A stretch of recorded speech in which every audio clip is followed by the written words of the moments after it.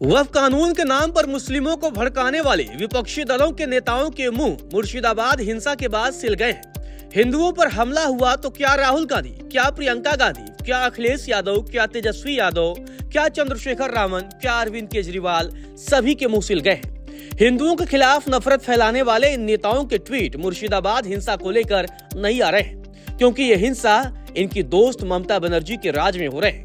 BJP राज में अगर चींटी भी मर जाती है तो ये विपक्षी नेता सड़क से लेकर संसद तक हल्ला मचा देते हैं, लेकिन दीदी के राज में हिंदुओं पर अत्याचार हो रहे हैं, उनके घर जलाए जा रहे हैं, लोग घर छोड़ने को मजबूर हैं, लेकिन विपक्षी नेताओं के लिए सब चंगा है, क्योंकि दिन रात मुस्लिमों के नाम पर सियासी रोटियां सेकने वाले राहुल गांधी, अखिलेश यादव, तेजस्वी यादव भला इस हमले की कैसे निंदा कर सकते हैं, वो भी जब मुस्लिमों ने वक्फ कानून के खिलाफ हिंसा की है, मुसलमानों ने हिंदुओं को निशाना बनाया है, मुस्लिम युवाओं ने हिंदुओं के घर जलाए हैं, तब इन नेताओं के मुंह से जबान कैसे निकल सकती है। कुछ दिन पहले जब उत्तर प्रदेश के मुख्यमंत्री योगी आदित्यनाथ ने कहा था कि मुस्लिम बहुल इलाकों में हिंदुओं का रहना दूभर हो जाता है, तब इन्हीं नेताओं ने सीएम योगी के बयान पर खूब हल्ला मचाया था। लेकिन मुर्शिदाबाद की घटना के बाद साबित हो गया है कि योगी आदित्यनाथ सही कह रहे थे। गौरतलब है, पश्चिम बंगाल के मुर्शिदाबाद में हिंदुओं की दुकानों को चुन चुन कर जलाया गया, जबकि मुस्लिमों की दुकानों को आंच तक नहीं आई। ममता बनर्जी की नफरती सरकार की आंखों पर मुस्लिम वोट बैंक का ऐसा पर्दा पड़ गया है कि उन्होंने हिंदुओं का दर्द नहीं दिखाई दे रहा है। हमले के पीड़ितों ने बताया कि हमला करने वाले मुस्लिम लोग थे, जिन्होंने चुन चुन कर हिंदुओं की दुकानों में तोड़फोड़ की है। अगल बगल मुस्लिमों के दुकान पर कोई आंच नहीं आई, सिर्फ हिंदुओं को ही निशाना बनाया गया। एक पीड़ित ने बताया कि हम अचंभित रह गए, क्योंकि अचानक सैकड़ों लोगों का एक हथियारबंद गिरोह सामने आ गया। वे खून के प्यासे थे और चिल्ला रहे थे कि हमारे समुदाय के किसी भी सदस्य को इस क्षेत्र में रहने की अनुमति नहीं दी जाएगी, क्योंकि हम अधिनियम के माध्यम से वक्फ भूमि को छीनने की साजिश में सहयोग कर रहे हैं। हमने जब उनसे गुहार लगाई तो उन्होंने हमें कोई नुकसान नहीं पहुंचाया, लेकिन कई बम धमाके किए और मौके से भागने से पहले संपत्ति को नुकसान पहुंचाया। पुलिस काफी देर बाद पहुंची। मुर्शिदाबाद हिंसा के एक पीड़ित ने बताया कि मेरे घर के पास ही मेरी दुकान है। प्रदर्शन के दौरान मेरी दुकान पर हमला हुआ। जब हमला शुरू हुआ तो मैंने थाने में कॉल किया, लेकिन पुलिस नहीं आई। आधे घंटे बाद फिर हमला हुआ और दोबारा मैंने कॉल किया। इसी तरह 2-3 घंटे तक कोई कार्रवाई नहीं हुई। उन्होंने कहा कि हमले में मेरी दुकान का शटर टूट गया। दुकान में कम से कम 50 लाख से अधिक का सामान था। सारे सामान गायब हो गए। इसके बाद घर का भी दरवाजा तोड़ दिया गया और सामान लूट लिया गया। 4 घंटे तक लगातार उपद्रव चला। उस दौरान प्रशासन का कोई पता नहीं चला।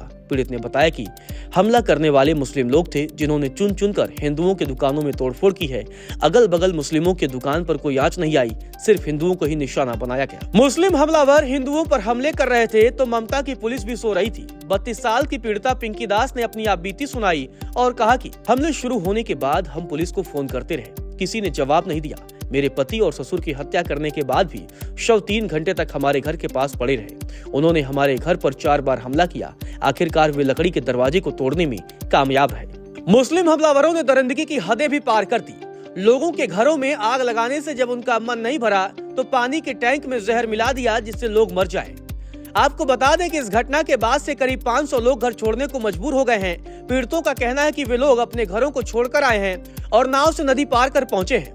इन लोगों ने 3 दिन के नवजात से लेकर बुजुर्ग महिलाएं भी शामिल हैं। स्थानीय लोगों ने इन लोगों को शरण दी है और वे ही उन्हें खाना भी खिला रहे हैं। लोगों के आने का सिलसिला भी थमा नहीं है। पीड़ितों ने बताया कि हम लोगों को परेशान किया जा रहा है।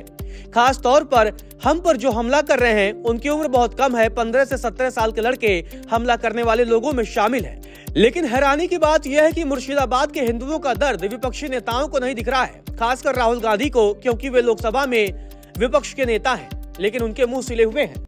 मुस्लिम वोट बैंक ने इंडिया गठबंधन के नेताओं को सिल दिया है। गौरतलब है, वक्फ कानून में केंद्र सरकार द्वारा किए गए संशोधन के बाद पश्चिम बंगाल के मुर्शिदाबाद में शुक्रवार को विरोध प्रदर्शन हुए, जहां कथित रूप से हिंसा भड़क गई।